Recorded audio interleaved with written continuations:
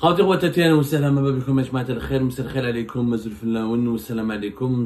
que vous allez bien, j'espère que vous vous portez bien. C'est le grand retour des crispations, des frustrations et de la crise politique entre Abu Dhabi et Alger. L'émiratophobie, le sentiment anti-émirati, les reproches à l'égard des Émirats Arabes Unis, les pulsions de haine ou de méfiance ou de mépris à l'égard des Émirats Arabes Unis sont de retour en force en Algérie. Alors qu'on pensait qu'il y avait une décrispation, grâce à l'appel téléphonique qui a eu lieu le 10 septembre 2024 entre le président Abdelmadjid Tebboune, qui a été félicité personnellement par le président des Émirats Arabes Unis, le roi, le prince, le cheikh Mohammed Ben Zayed Al Nahyan. Je rappelle, ce qui est étrange, c'est que cette crise revient. Bon, cette crise, elle est revenue pour le moment pas par la voie officielle, comme d'habitude en Algérie. Contre les régimes algériens, c'est une malheureuse tendance et un comportement inélégant qui, pour moi, n'est pas à la hauteur ni de l'image, ni de l'intégrité, ni du rang de l'Algérie sur la scène mondiale. C'est un comportement qui, pour moi, nuit gravement à l'intégrité morale de l'État algérien. L'Algérie, auparavant, quand elle avait un problème avec un pays, ou les autorités d'un pays avec lequel elle avait des relations bilatérales, elle s'adressait directement par la voie officielle, ou elle recourait à des émissaires, ou elle entamait des discussions dans les coulisses. Mais là, le régime Tebboune préfère la stratégie du bruit médiatique, préfère la stratégie de l'invective, de l'insulte, de la diffamation par les médias.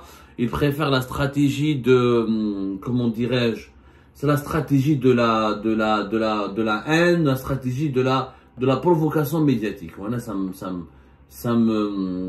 m'inquiète, ça m'interpelle. Je ne comprends pas comment se fait-il que aujourd'hui c'est les appareils médiatiques qui remplacent les institutions de l'État. Alors c'est le quotidien Khabar qui a lancé une offensive très violente contre l'ambassadeur des Émirats Arabes Unis. Hier, le 23, aujourd'hui même l'article, le 24 septembre 2024, l'article intitulé « Safil Imarat fil Jazair, shakhsun ghayru marghoubin fih ». L'ambassadeur des Émirats Arabes Unis, persona non grata en Algérie. 24 septembre. Alors que le 11 septembre, donc le 24 septembre, le Khabar, qui est l'un des titres les plus importants, les plus prospères de la presse arabophone algérienne, attaque l'ambassadeur émirati exactement 13 jours après une communication téléphonique officielle entre Mohammed Ben Zayed Al Nahyan, le président des Émirats Arabes Unis, et Abdelmadjid Tebboune. Donc, s'il y avait une crise, si les Émirats étaient un pays totalement hostile à l'Algérie, pourquoi le 11 septembre, c'est-à-dire 12 jours après l'élection présidentielle du 7 septembre 2024, présidentielle anticipée, et sans avoir attendu la confirmation officielle des résultats des élections du scrutin présidentiel par la Cour constitutionnelle. Yani, le président des Émirats Arabes Unis, Cheikh Mohammed Ben Zayed Al Nahyan, n'a même pas attendu la confirmation définitive des résultats pour appeler Tebboune et le féliciter pour son second mandat, pour son deuxième mandat. Et l'entretien a été agréable, visiblement. Abdelmadjid Tebboune a remercié le président des Émirats Arabes Unis et à travers lui l'ensemble de la famille régnante et des gouverneurs des Émirats, lui souhaitant à lui ainsi qu'au peuple émirati davantage de prospérité. Donc c'est le communiqué officiel de la présidence algérienne. Donc, comme Emmanuel Macron, comme beaucoup de pays qui veulent avoir de bonnes relations avec le régime algérien, avec Abdelmadjid Tebboune, les Émirats Arabes Unis n'ont pas attendu la confirmation officielle des résultats des élections présidentielles anticipées du 7 septembre 2024. Ils ont directement appelé Tebboune pour le féliciter. C'est un geste, alors qu'ils auraient pu normalement respecter les conventions diplomatiques et attendre au moins la confirmation d'une instance officielle qui est la Cour constitutionnelle, la confirmation définitive et non pas la confirmation provisoire de la victoire de Tebboune. Et le Mohammed Ben Zayed Al Nahyan aurait pu ne pas appeler au téléphone. Il aurait pu envoyer juste un message. Il y a pas mal de présidents d'autres États étrangers, dont des États arabes, qui n'ont pas qui n'ont pas appelé au téléphone, qui se sont contentés uniquement d'envoyer des messages. Et il n'était pas obligé d'appeler réellement Mohammed Ben Zayed Al Nahyan, mais il a appelé. Normalement, cette démarche, à mon avis, c'est une démarche de décrispation. C'est-à-dire que les Émirats Arabes Unis ont fait un geste d'apaisement. Ben, le régime algérien, apparemment, ne conçoit pas ou ne croit pas à la sincérité des intentions de ce geste d'apaisement des autorités émiraties, puisque l'article d'El Khabar, il est extrêmement grave. L'article d'El Khabar demande tout simplement l'expulsion de l'ambassadeur des Émirats Arabes Unis. Dans cet article, je ne vais pas vous lire, il est en arabe, vous pouvez le lire, c'est Al Khabar. C'est un ramassis de graves accusations. Les Émirats Arabes Unis sont accusés d'encourager le trafic de drogue depuis la Libye via l'Algérie, en finançant les activités de l'un des enfants du maréchal Haftar. Les Émirats Arabes Unis sont accusés de fournir du matériel d'espionnage, du matériel militaire au Maroc, sont accusés de financer des campagnes de désinformation, de déstabilisation de l'Algérie, sont accusés de vouloir s'impliquer dans les conflits au Sahel et d'aggraver les mauvaises relations entre l'Algérie, le Mali notamment et le Niger. L'Algérie, en fait, les Émirats sont accusés de tout. Tous les problèmes de l'Algérie, c'est à cause des Émirats. Voilà, grosso modo, l'article Al Khabar qui dit qu'aujourd'hui, il faut que l'Algérie applique à riposte et expulse directement l'ambassadeur des Émirats Arabes Unis. C'est pas la première fois que le Khabar est utilisé pour lancer des attaques, des accusations extrêmement graves contre les Émirats Arabes Unis. Je rappelle que depuis 2022, en Algérie, on vit avec ce que moi j'appelle l'émiratophobie. C'est-à-dire avec cette obsession médiatique autour des Émirats, où les Émirats Arabes Unis sont accusés d'être à l'origine de tous nos problèmes. Les mauvaises relations avec le Maroc, c'est les Émirats. Les mauvaises relations avec le Mali, les autres pays du Sahel, c'est les Émirats. Les problèmes en Libye, c'est les Émirats. Les complots contre l'Algérie, c'est les Émirats. Les menaces qui proviennent de l'étranger contre l'Algérie, c'est les Émirats. Le trafic de drogue, c'est les Émirats. Sincèrement, les accusations, est-ce qu'elles sont étayées par des preuves? Dans ce cas-là, pourquoi le régime algérien maintient des relations diplomatiques avec les Émirats? Et pourquoi Tebboune prend au téléphone le président des Émirats Arabes Unis? C'est les Émirats Arabes Unis et Mohamed Ben Zayed Al Nahyan est en train d'alimenter ou de mener une politique aussi dangereuse contre l'Algérie. Il faut savoir, on n'est pas idiot. Le journal Al Khabar n'a pas inventé ces informations. Ce n'est pas l'imaginaire d'un journaliste en mode d'inspiration ou d'un journaliste qui veut devenir cinéaste. C'est des articles qui sont dictés. Je suis un ancien journaliste, je connais le système algérien, je connais comment ça fonctionne, je connais les connexions politiques entre les médias algériens et les officines du régime. Les articles commandés, on connaît leur style, on connaît leur teneur. C'est un article commandé par un service du régime algérien qui veut régler des comptes ou qui veut transmettre un message aux autorités émiraties. C'est pas la première fois que le Khabar, rappelez-vous, fin juin 2023, Nahar TV a annoncé l'expulsion de l'ambassadeur des Émirats Arabes Unis. Ça a été une mascarade. Ensuite, le ministre de la Communication avait été limogé, ou Nahar, ils n'auront rien fait, juste un rappel à l'ordre. Le ministère des Affaires étrangères algérien avait démenti. Quelques semaines plus tard, vers l'été 2023, je crois que c'était au mois d'août, c'était le Khabar qui a lancé de graves attaques contre les Émirats Arabes Unis. En colportant de nouvelles accusations, en parlant, je me souviens à l'époque, avec un titre très provocateur, Abu Dhabi, l'Asimat al-Takhlat, Abu Dhabi, la capitale des intrigues. Ça a été suivi par d'autres médias algériens, qui m'a le soir d'Algérie notamment. Auparavant, juste après, le 10 janvier 2024, le Haut Conseil de sécurité qui regroupe l'ensemble des dirigeants militaires et civils du régime algérien, notamment les dirigeants militaires des services de renseignement et des directions et des corps militaires les plus importants, ont fait allusion aux Émirats en parlant d'un pays arabe frère qui a des agissements hostiles à l'Algérie. Le 30 mars 2024, Tebboune est parti encore plus loin lors d'une interview. Il a attaqué les Émirats Arabes Unis en disant que c'est un pays qui utilise son argent pour déstabiliser l'Algérie, etc. et que l'Algérie, elle est prête à riposter. Rappelez-vous, les propos de Tebboune étaient d'une violence inouïe. L'Algérie ne plie jamais. Si tu cherches à avoir avec nous le comportement que tu as avec les autres, tu te trompes. Nous avons 5 600 000 shahids. Partout il y a des conflits, l'argent de cet État est présent, au Mali, au Libye, en Soudan. Il a gravement attaqué les Émirats Arabes Unis. Et d'ailleurs, pour le moment, parce que l'article d'Al Khabar, il dit que les Émirats ne cessent pas de provoquer l'Algérie à travers des campagnes médiatiques de leurs médias. Mais j'aimerais bien voir. Et j'aimerais bien voir la donnée. Quand je compte le nombre, quand on compare en volume, le nombre d'opérations médiatiques hostiles, diffamatoires, calomnieuses, lançant d'extrêmes graves accusations, remettant en cause la pertinence et le bien fondé même des relations bilatérales entre l'Algérie et les Émirats Arabes Unis. Quand je vois les campagnes de dénigrement dirigées contre les Émirats Arabes Unis, diffusées par les médias algériens, et quand je cherche le même nombre d'articles aussi dans l'Algérie au sein de la presse officielle ou de la presse privée, proche du régime des Émirats, parce qu'en Émirats, il n'y a pas de liberté d'expression. C'est la presse, elle est aussi obéissante à l'égard des dirigeants politiques. Il n'y a pas au sein de la presse émirati le même enthousiasme, le même sentiment anti-algérien, ni le même nombre de contenus subversifs et diffamatoires et calomnieux à l'encontre de l'Algérie. Jamais un officiel émirati n'a d'ailleurs réagi contre les accusations de l'Algérie ou s'est attaqué à l'Algérie. À l'exception début avril 2024, l'ancien ministre des Affaires étrangères émirati Anwar Gargash, qui a été ministre des Affaires étrangères de 2008 à 2021, c'était parmi les diplomates émiratis les plus connus du pays, et qui est devenu ensuite, et qui est en ce moment le conseiller diplomatique de Mohammed Ben Zayed Al Nahyan.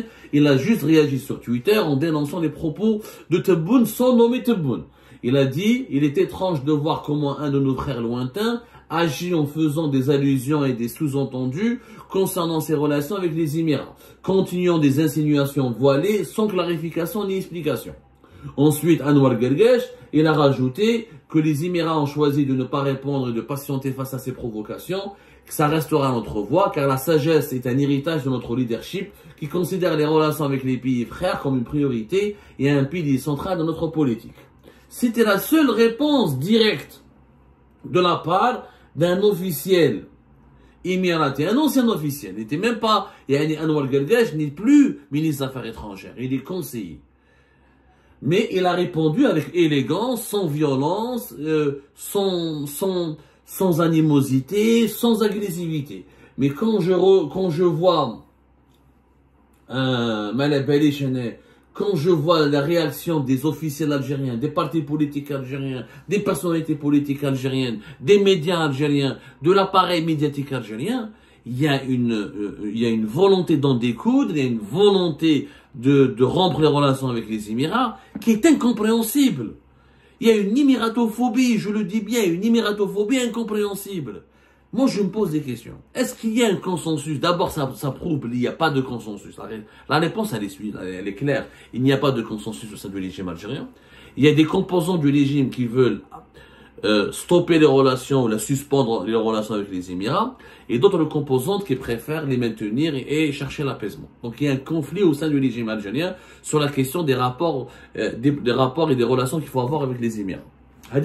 Ça c'est la première chose. Deuxièmement, il y a aussi une instabilité de ce régime qui ne sait pas ce qu'il veut.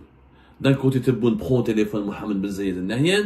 Je rappelle qu'il y a eu des activités, l'ambassade d'Algérie, alors que le Khabar demande à l'ambassadeur émirati de quitter le pays, ou là il demande aux autorités algériennes de virer, d'expulser l'ambassadeur émirati. Mais que fait l'ambassadeur algérien à Abu Dhabi, ou Sharawidir? Le 17 juillet dernier, l'ambassade d'Algérie à Abu Dhabi, elle a organisé une cérémonie officielle pour célébrer la fête de l'indépendance. Il y a eu une allocution, il y avait des invités qui ont été, etc. Il y avait des personnalités émiraties qui ont été invitées. Il y avait des membres de la diaspora algérienne à Abu Dhabi, à Dubaï qui ont été invités. Voilà.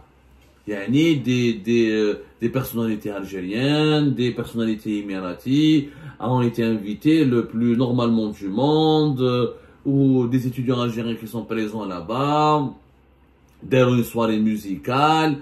Donc l'ambassade d'Algérie à Abu Dhabi le 17 juillet 2024, elle a fait une très belle cérémonie. Généralement, quand l'Algérie organise une fête dans une ambassade dans un pays déterminé, c'est qu'elle a de très bonnes relations avec ce pays-là. Donc d'un côté, l'ambassade d'Algérie à Abu Dhabi fait la fête, et de l'autre côté, le Khabar et les appareils, les médias, parce que tous les médias en ce moment algériens sont soumis au régime algérien, il n'y a plus de médias indépendants, et ces articles commandés par les officiers du régime algérien demandent l'expulsion de l'ambassadeur émirati. On n'y comprend plus rien, schizophrénie à l'égard des Émirats. Une véritable schizophrénie. Le régime algérien, là, il perd en crédibilité. Il y a une véritable crise. On ne peut pas le nier. il y a une crise même, il y a un non-sens de cette politique menée par l'Algérie à l'égard des Émirats. Donc je ne sais pas pourquoi les Émirats sont devenus le souffre-douleur du régime algérien. Voilà, souffre-douleur. Je ne sais pas comment vous définir souffre-douleur, mais je t'arrête où je m'arrête à souffre-douleur. Voilà. Souffre-douleur, c'est quand une personne, elle subit les mauvais traitements, les tracasseries de son entourage. C'est une personne sur laquelle on se défoule quand on n'est pas bien. C'est une personne qui est maltraitée. C'est le bouc émissaire. C'est le bouc émissaire. Quand l'Algérie ne va pas bien, il faut trouver la cause. La cause, c'est pas notre incompétence, c'est pas notre incapacité à diriger le pays, à le développer. C'est toujours l'ennemi est en danger. Et cet ennemi, le Maroc, c'est devenu classique. Et comme l'opinion publique algérienne, on l'a habitué à détester le Maroc. Donc le Maroc, c'est une recette, le Maroc, c'est une recette qui ne fonctionne plus. Et ben, on a créé un problème avec les Émirats arabes unis. Et là, je rêve d'une chose. On parle tout le temps de nos ennemis. Est-ce qu'on a des amis? Qui sont nos amis? Wallah, l'Algérie. Est-ce qu'on a des amis? On parle tout le temps, on passe notre temps à attaquer tous nos ennemis. On a apparemment beaucoup d'ennemis. On a des crises cycliques avec la France, encore une crise avec l'Espagne, situation de quasi-guerre avec le Maroc, des problèmes avec la moitié de l'establishment libyen, problèmes avec le Mali, relations quelquefois bonnes, des fois froides, des fois superficielles, des fois des crises avec le Niger, des fois des relations crises, des fois bien, des fois elles sont bonnes, des fois elles sont superficielles, des fois elles sont mauvaises avec l'Égypte. Avec l'Arabie Saoudite, c'est des hauts et c'est des bas. Les Émirats c'est notre ennemi. Je connais nos amis. Le Qatar, la Turquie, encore, on nos amis. Je ne me fahme. C'est pourquoi on n'est pas, on reproche quoi aux Émirats? De soutenir le Maroc? On n'arrive pas à convaincre les Émiratis d'être nos amis. Pourquoi les Émiratis sont plus les amis des Marocains que nos amis? Pourquoi les Émiratis ne soutiennent pas notre politique? Pourquoi les Émiratis sont contre nous? Il faut se poser des questions. Si on se pose les bonnes questions, on trouvera les bonnes réponses. Pourquoi à l'époque de Bouteflika, on avait d'excellentes relations avec les Émiratis? Et pourquoi on a de mauvaises relations? Donc Bouteflika, c'est des corrompus, le bled, etc., etc., etc. Donc, on ne peut pas avoir de bonnes relations avec les Émirats avec des pays aussi importants, des pays riches. Je rappelle, les Émirats, c'est le deuxième pays le plus riche du monde arabe et l'un des pays les plus puissants du monde parce qu'il a su une place financière. C'est un carrefour économique et financier important. Il abrite des fonds d'investissement.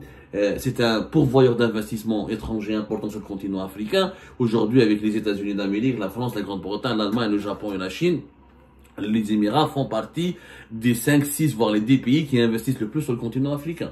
On les voit au Rwanda, on les voit en Éthiopie, on les voit en Érythrée, on les voit au Soudan, on les voit en Djibouti, on les voit un peu partout. En Tanzanie, ils investissent, ils créent des emplois, ils font des projets, ils financent des projets. Et au lieu de, pourquoi on n'essaie pas d'avoir de bonnes relations avec eux? La crise avec les Émirats qui dure maintenant depuis 3 ans. Où on raconte tout et n'importe quoi, mais on ne sort jamais des preuves. Où on a des preuves que les Émirats nous sont hostiles, et là on arrête les relations. Et si on n'a pas de preuves, on ferme nos gueules, on a des malentendus, on a des sujets de tension, on essaie de les comprendre. On essaie de les expliquer. On essaie de trouver un compromis. Les pays puissants, ce sont les pays qui arrivent à obtenir ou à arracher des compromis à leurs partenaires. Mais les pays faibles sont des pays qui gesticulent, qui crient tout le temps, qui font des problèmes, qui créent des problèmes tout le temps, mais qui n'apportent jamais de solution. Et là, je crois et je le maintiens, les Émirats arabes unis sont devenus le souffre-douleur du régime algérien parce qu'il n'est plus capable de se remettre en cause, il n'arrive plus à trouver des solutions à ses propres dysfonctionnements, et les Émirats, c'est devenu donc la cible, le bouc émissaire, l'épouvantail qu'on sort à chaque fois pour faire peur aux Algériens et aux Algériens. Et comme par hasard, juste au début, avec les élections présidentielles, là, une grande crise de légitimité, le deuxième mandat commence mal. Les événements de violence extrême, les gendarmes contre des supporters du Mouloudia, le dinar qui chute face à l'euro, le pouvoir d'achat qui est en faible, qui est en berne, l'inflation qui augmente, les pénuries qui reviennent en force. À un moment donné, il faut se remettre en cause. Il faut se poser encore une fois les bonnes questions pour trouver les bonnes réponses.